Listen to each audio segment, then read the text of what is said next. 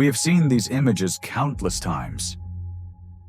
Marilyn Monroe, soup cans, bright colors, repeated graphics.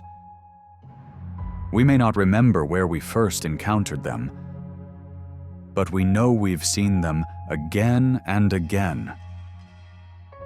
So often and so naturally that we've stopped questioning them.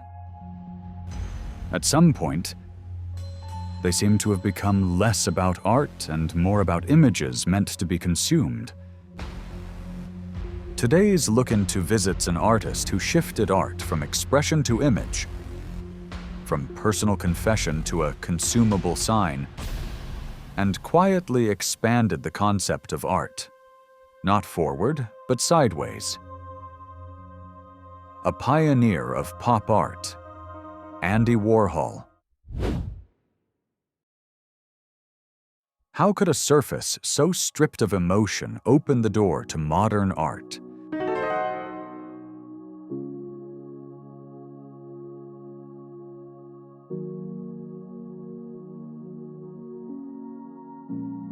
Raised in Pittsburgh, Warhol studied visual design at the Carnegie Institute of Technology. Then came New York in the 1950s. Not galleries, but advertising agencies marked the beginning of his career. Not brushes, but pens, photographs, and reproduction techniques. From the start, his language was closer to images than to traditional painting. At the same time, America was entering the age of color television. Advertising, Hollywood films, popular music. With enough money, anyone could consume images and celebrities. Warhol stood at the very center of this transformation.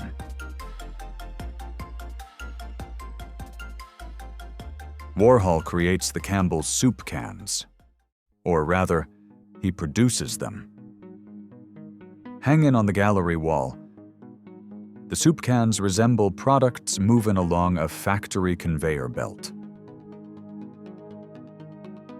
Warhol insisted that art did not need to be rare. Anything anyone could buy at a supermarket could also become art. A reporter once asked, "When do you usually make your work?" Warhol replied, "The work is made in a factory. It doesn't have to come from my hands."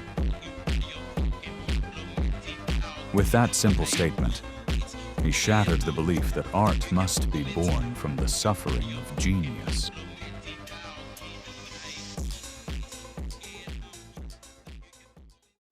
Marilyn Monroe's face, repeated dozens of times. At first, it feels glamorous and familiar. But as the repetition continues, emotion slowly drains away. She is smiling, yet no warmth remains. Warhol did not create a new form. He revealed the process by which emotion disappears.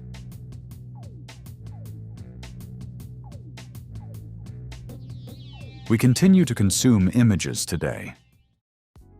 We scroll, tap, like, and move on. Like the soup cans, faces and emotions themselves have become content. Andy Warhol did not simply apply color. He cracked the surface of familiarity. By revealing the emptiness created through repetition, art ceased to be a personal confession and became a mirror of its time. Now, let us look at Warhol's work once again.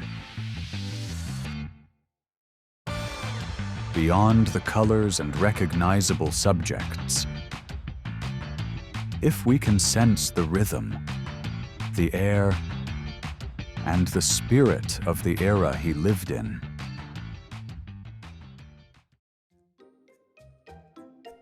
doesn't that message alone become a powerful force that makes us slow down, stop, and step closer to the artwork once more?